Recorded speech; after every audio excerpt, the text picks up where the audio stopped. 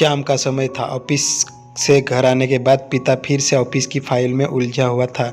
तभी उसका 8 साल का बेटा पास आया और बोला, पापा क्या मैं आपसे कुछ पूछ सकता हूँ? हाँ पूछो, फाइल से नज़र हटाए बगैर पिता ने जवाब दिया। आप 1 घंटे में कितना पैसा कमा लेते हो? बेटा ने पूछा। इस अजीब सवाल पर पिता को गुस्सा आया। उसने जवाब दिया, तुम्हें इससे क्या मतलब? क्यों बेकार के सवाल पूछकर मेरा समय खराब कर रहे हो? देखते नहीं मैं काम में बिजी हूँ। पापा मैं बस जानना चाहता हूँ, प्लीज़ बताइए ना, आप 1 घंटे में कितना कमा लेते हो? बेटा जिद करने लगा। 500 रुपये, पिता ने जवाब दिया और काम में लग गया। ओह बेटा सिर झुकाकर कुछ सोचने लगा, फिर सिर उठाकर बोला, पापा आप मुझे 300 रुपये उधार दे सकते हो? यह सुनना था कि पिता का गुस्सा बढ़ गया। वह बेटे को झिड़कते हुए बोले, अच्छा तो तुम इसलिए मुझसे सैलरी पूछ रहे थे? तुम्हें खिलौना या कोई फालतू की चीज़ खरीदनी है?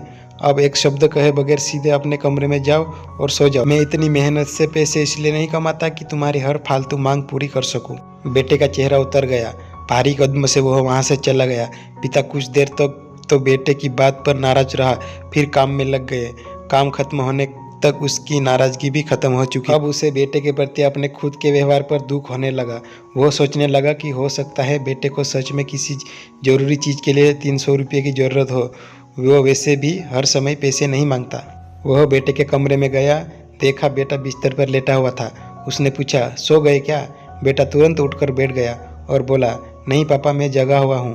बेटा मैं काम की वजह से परेशान था और मेरा काम का गुस्सा तुम पर निकल गया। मुझे तुम पर गुस्सा नहीं करना चाहिए था। ये लो 300 रुपये जो उस समय तुम मुझसे मांग रहे थे। पिता बेटे के पास बैठते हुए बोले, थैंक यू पापा। बेटा झपक उठा। 300 रुपये एक तरफ रख उसने अपने तकिए के नीचे दबे कुछ नोट निकाले और उन्हें गिनने लगा। यह देख पिता को फिर से गुस्सा आने लगा।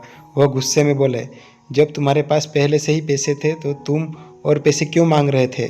क्योंकि मेरे पास पूरे पैसे नहीं थे पापा, अब है। बेटे ने मासूमियत से जवाब दिया, पापा ये लीजिए 500 रुपये। क्या इससे मैं आपका 1 घंटा खरीद सकता हूँ?